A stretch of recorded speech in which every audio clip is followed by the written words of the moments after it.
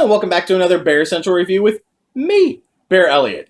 Once again, we've returned back behind the iron bars and into the jail cell with those lovely ladies of Orange is the New Black Season 3.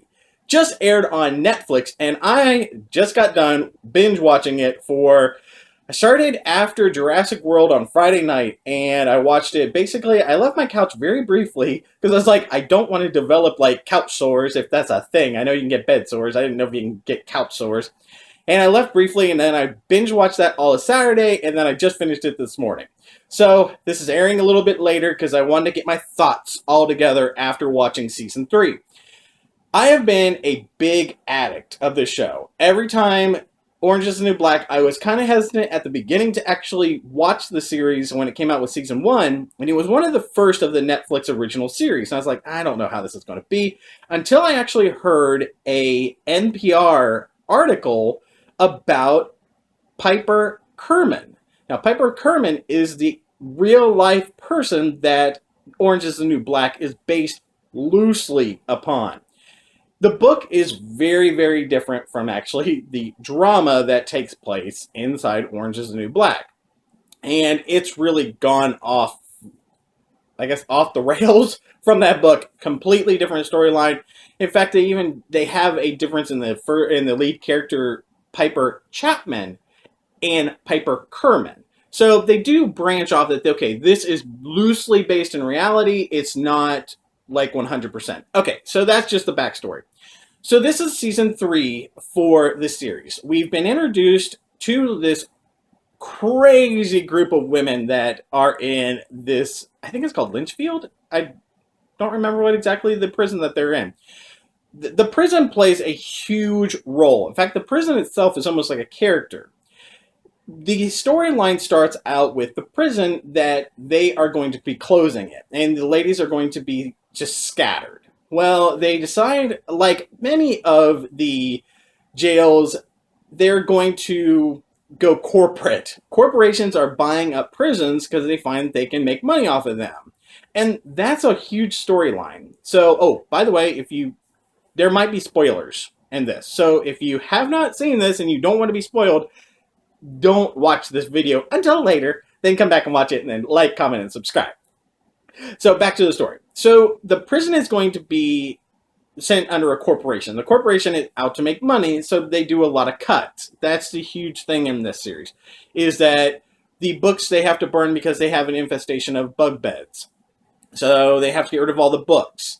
And they got rid of all the mattresses because of the bed bugs. And when the corporation takes over, now they're bringing in all this cheap stuff. And they're going to have the ladies make panties because they figured out if they can use the ladies as cheap labor, and then they can actually say it's made in America, these panties.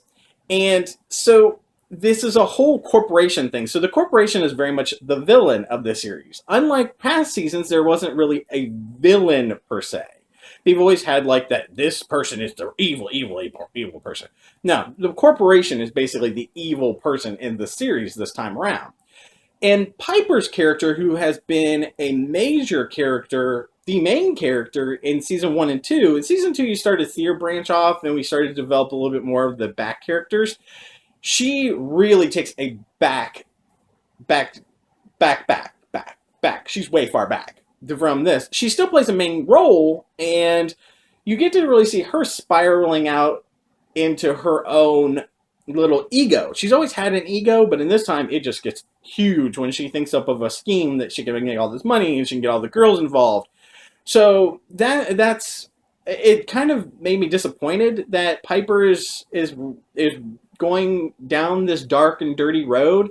Because I was like, oh, I'd hate to, because she came into it so nice and so happy, and yeah, well, I wouldn't say nice and happy. Well, she was bad fun when she's in prison, but I didn't want to see her go that bad. But I was really happy to see a lot of the other characters, their backstories. That's what I love about the series, is finding out all about these women's backstories.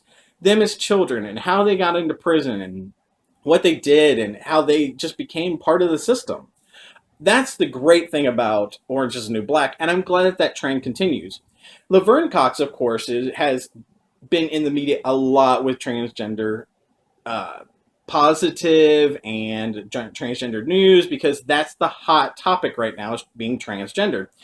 Her character, I was kind of shocked that there wasn't played up a lot more. Although the storyline of her being transgendered was addressed this time in the series. I mean, it's always been brought up, but it was always in the back. It was never a in-your-face kind of thing.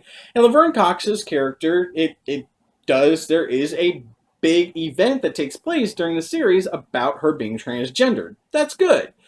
I did like the blossoming relationships or friendships that are being developed by some of the side characters. Like, two characters you never thought would be friends is Big Boo, who I absolutely adore. Humongous big lesbian. I mean, stereotypical big lesbian, but that's actually her in real life, the actress. So that was really cool, and her character was spotlighted a lot more this season than any previous season. Her and Pennsatucky, they have this really weird, odd couple friendship, and that storyline. And Pennsatucky's her backstory is pretty sad. I was like, wow, it kind of explains why she had so much anger and so forth, and that was interesting. And a lot of the other characters, there's just one side character, her backstory, I did not see that backstory taking place. Yeah. I did not see her having that kind of background, because she's always presented herself as this one character, and then to find out that her whole backstory is completely different, that was cool. So I strongly suggest that if you don't subscribe to Netflix, get the free trial and just binge watch this and then check it out. Because out of all the seasons, I liked this one, but it wasn't my favorite season. I'd have to say season 1 is still my favorite season out of Orange is the New Black.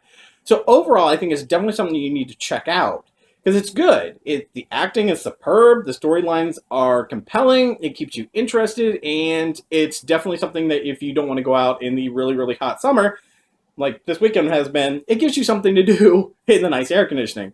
So out of my 5-paw review, I'm giving this a 3.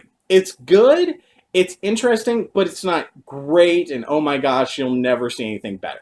It's definitely something to check out. So, hope that you've enjoyed my review of Season 3 of Orange is the New Black, and check it out. So until next time, bye, Cublets!